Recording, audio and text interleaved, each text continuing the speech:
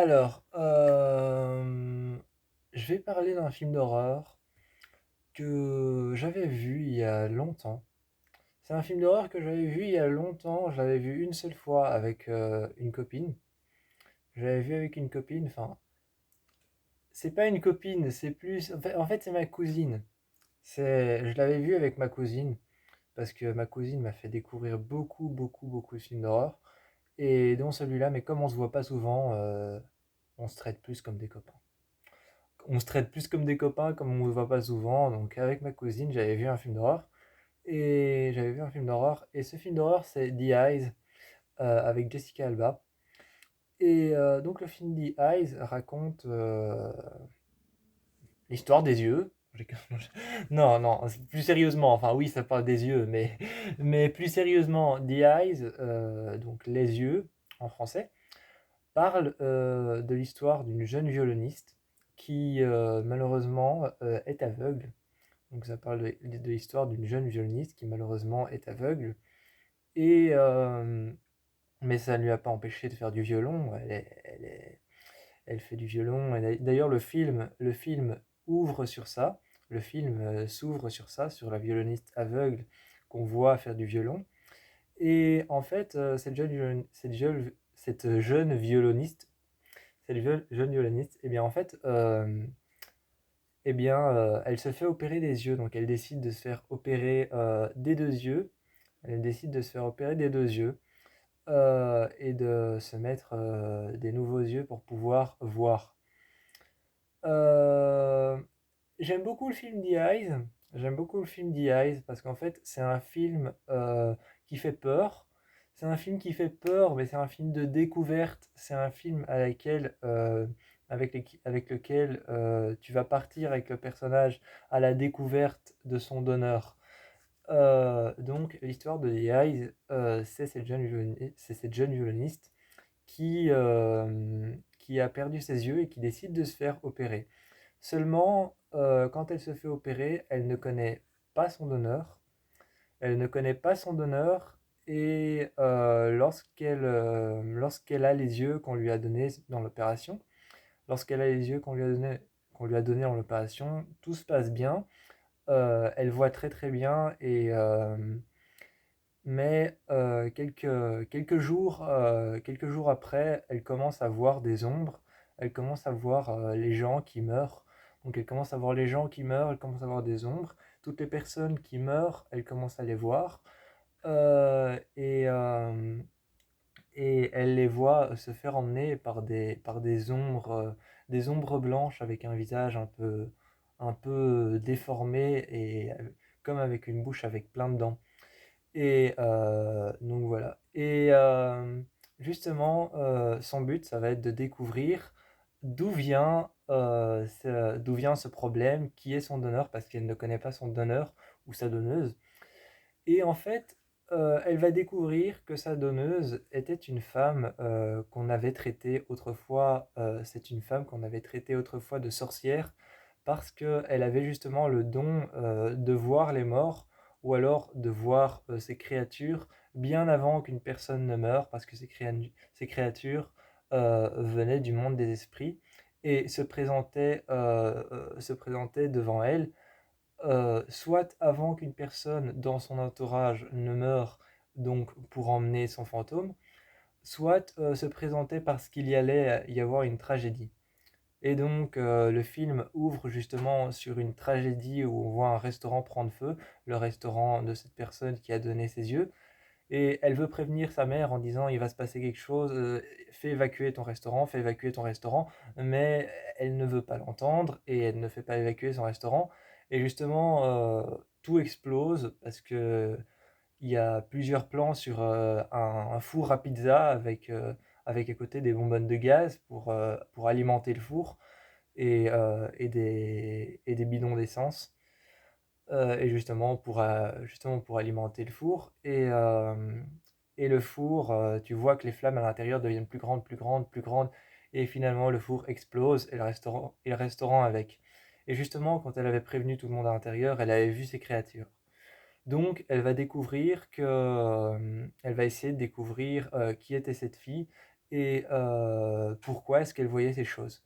Et justement, elle a récupéré ses yeux et va devoir se battre contre des manifestations euh, terrifiantes qui vont se passer tout autour d'elle. C'est un film, je crois, japonais ou c'est un film américain, japonais ou je sais plus quelle origine a vraiment ce film. Je pense qu'il est américain, canadien, japonais, mais j'en suis pas si sûr parce que c'est un film qui ressemble un peu à The Grudge. Donc voilà, donc je dirais dans l'optique de ce que j'ai vu que c'est un film américain, canadien, japonais. Euh, c'est un film vraiment très très propre. C'est un film vraiment vraiment très très propre. C'est un film qui fait attention à chaque détail. Comme par exemple, il y a un passage, c'est un film qui fait attention à chaque détail de les mettre bien correctement comme il faut pour te faire peur. À un moment, quand elle a été opérée des yeux, quand elle a été opérée des yeux pendant tout un temps, elle voit correctement, mais il y a ces manifestations de fantômes qui l'embêtent et on la voit rentrer dans un ascenseur et l'ascenseur est tout en métal, mais en métal un peu opaque. Et elle sent qu'il y a quelque chose qui s'approche d'elle parce qu'elle regarde dans les caméras qui sont à l'intérieur de l'ascenseur et elle voit une forme derrière elle. Puis ensuite, elle lève les yeux et cette forme n'est plus là, mais elle sent quelque chose derrière elle. Et quand elle regarde dans le boîtier, là où il y a tous les boutons, tous les étages, eh bien, elle voit quelque chose se tourner, une tête se tourner. Et donc, plus elle appuie sur le bouton, plus cette chose commence à avancer vers elle. Et le film, justement, il y a des gens que ça énerverait parce que ça énerve des gens. J'ai entendu beaucoup de gens se révolter à cause de ça, en disant mais enfin, pourquoi est-ce qu'on fait ça? Ou alors, mais c'est complètement ridicule. J'ai entendu beaucoup de gens dire c'est complètement ridicule dans les films de serial killer. Souvent, ils ne filment que la moitié du serial killer, ou alors juste ses jambes, c'est complètement ridicule.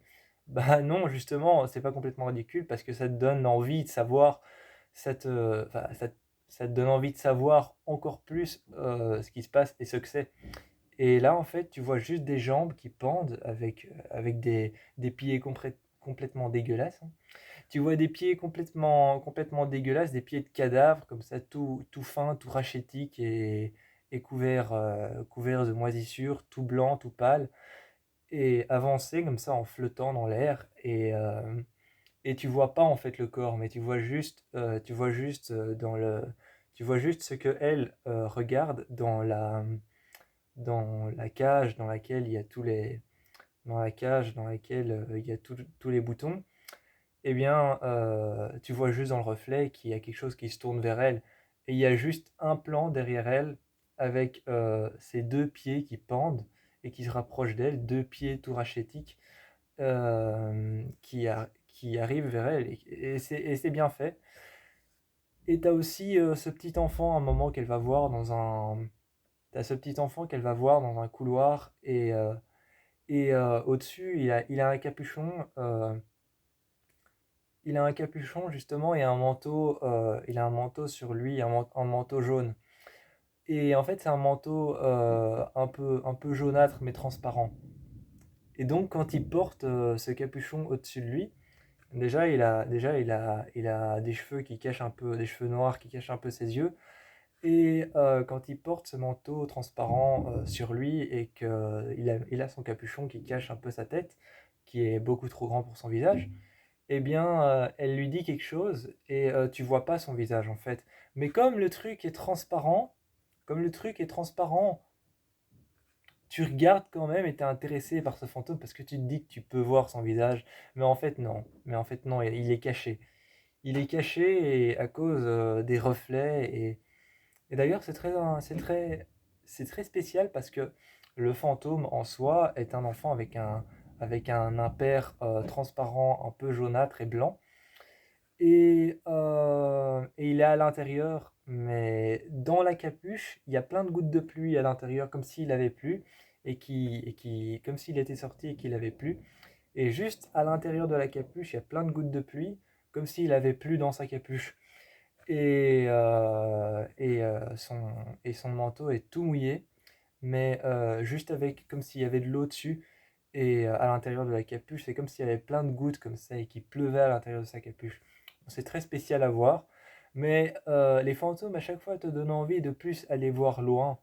Il y a aussi ce passage, on connaît tous ce passage dans les films d'horreur où tu as une personne qui s'est arrêtée devant un miroir et tu as son reflet qui a continué à faire quelque chose, ou alors elle qui a marché devant un miroir et quand elle a marché devant le miroir, tu as son reflet qui s'est arrêté dans une position.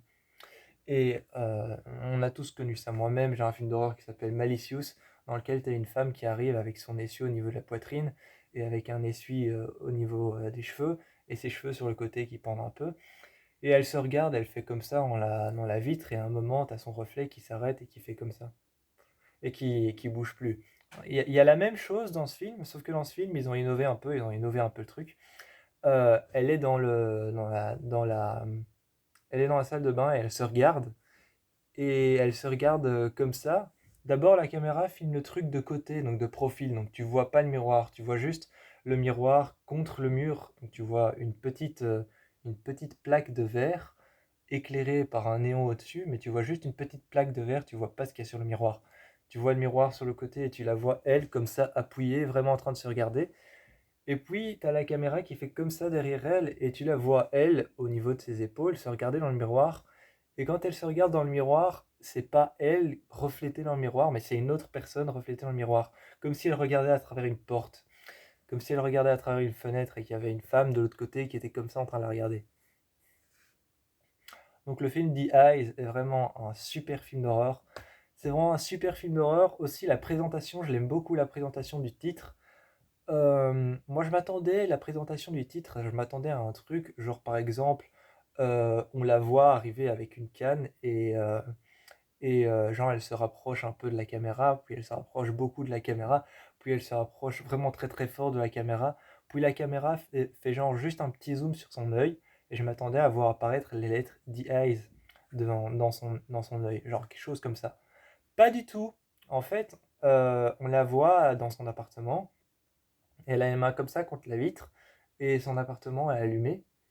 Et elle regarde tous les autres appartements qui sont allumés. Et tu as une caméra qui va filmer dehors avec elle toute seule à son appartement. Et plus elle va reculer, plus toutes les lumières des appartements qui sont... Tu as la caméra qui va reculer et tu la vois elle seule à sa fenêtre, comme ça, elle va devenir de plus en plus petite. Et plus la caméra à l'extérieur va reculer et filmer le balcon où elle est comme ça, à la fenêtre, et et on la voit debout. Et plus la caméra va reculer, plus tous les immeubles et tous les étages auxquels il y a de la lumière, plus ça va se reculer, plus ils vont devenir flous, jusqu'à ce que tous les appartements qui sont allumés forment les lettres The Eyes. C'est super beau comme présentation, t'as la caméra qui recule, t'as les immeubles qui deviennent un peu flous, et il pleut dehors en plus, donc ça rajoute. Et tu as les immeubles qui deviennent un peu flous, la lumière des immeubles qui devient un peu floue, les appartements allumés qui deviennent un peu flous. Et plus ça recule, un moment, tu as t'as la caméra qui s'arrête de reculer et qui fait un petit recalibrage de zoom. Et tu vois que toutes les lampes allumées font exactement les lettres The Eyes. Et c'est super beau comme présentation. Aussi, au début, tu entends parler le personnage de Jessica Alba. Elle est assise à une table et tu vois que elle dit, euh, elle dit quelque chose comme: on n'a pas vraiment besoin de Dieu pour vivre. J'ai pas vraiment besoin de mes yeux parce que je peux sentir l'air sur ma peau, je peux sentir le soleil sur mes épaules, je peux respirer, je peux entendre, je peux vivre normalement comme les autres. Et tu la vois raconter ça.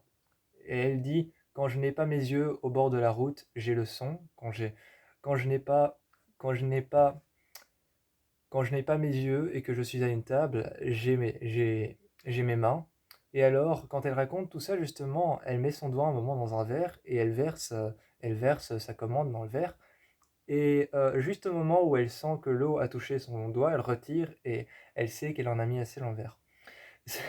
Et vraiment, tu vois au début, tu as toutes ces techniques au début, tu toutes ces techniques de comment les aveugles font.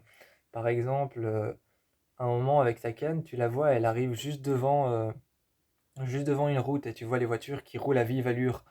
Et elle met sa canne juste sur le rebord de la rigole et elle sent qu'il y a un vide et un creux et qu'il y a quelque chose qui remonte. Donc elle sait qu'elle est au bord du trottoir. et elle s'arrête et tu vois juste un gros camion qui passe à vive allure et tu vois tous ses cheveux qui font comme ça. Et donc voilà, donc c'est intéressant parce que le début, tu comprends un peu comment les aveugles vivent ça. Et il y a un moment aussi dans le film où elle s'enferme à l'intérieur de chez elle, elle ferme les rideaux, les stores, les lumières.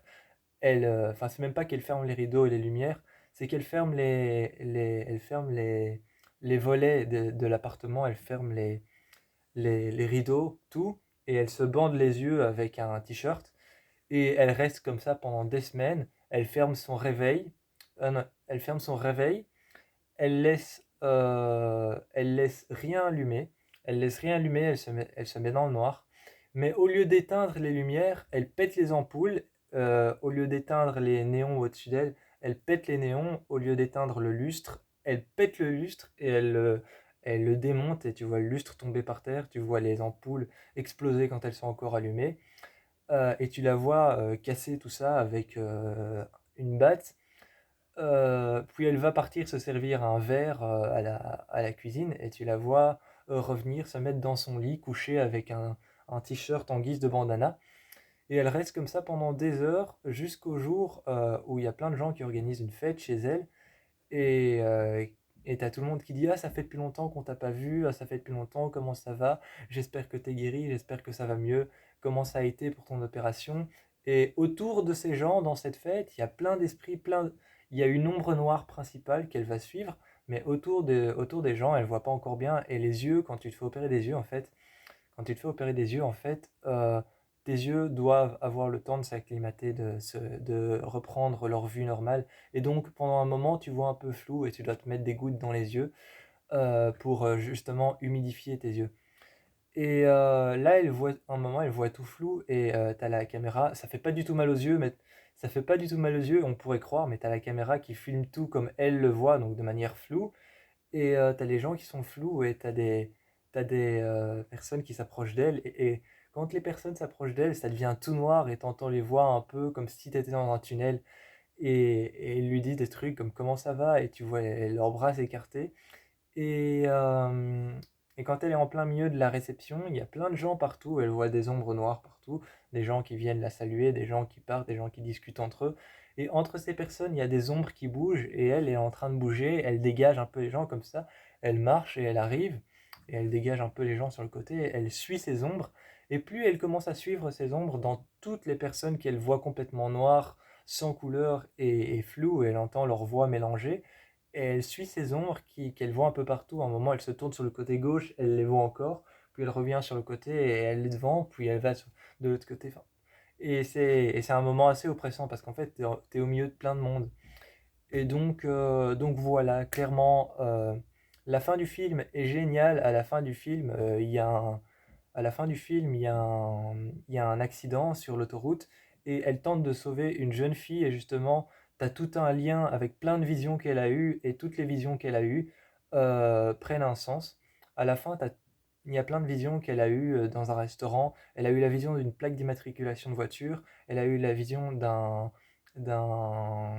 canon, d'un, elle a eu la vision d'un camion citerne et d'une plaque d'immatriculation, d'une jeune fille, d'une cloche et d'une cloche suspendue à des cordes derrière une vitre. Et après, pendant l'accident, justement, tu vois toutes ces choses qui prennent finalement un sens. Et elle tente de sauver une fille et il y a ce camion citerne qui explose et elle perd la vue encore une fois. Mais là, c'est filmé de manière super super précise et tu vois comment elle perd les yeux. Et à la fin, elle perd la vue et vous voyez comment ça se passe. Et c'est assez trash parce qu'à la fin, on voit son visage, comment elle a perdu la vue, alors qu'au début, on la voit simplement arriver dans une belle robe jaune avec son violon sur l'épaule et ses yeux qui sont gris. Là, tu la vois couchée sur un brancard, le brancard qui bouge un peu comme ça, la caméra qui la filme, et son visage complètement plein de suie noire de cendres et de sang, et griffé et blessé et brûlé, avec ses yeux qui sont blessés. Donc, je vous encourage vivement à aller voir The Eyes. C'est un film de 1h36 minutes, si je ne me trompe pas. Il est vraiment bien, c'est un bon film d'horreur, et je vous fais plein de bisous.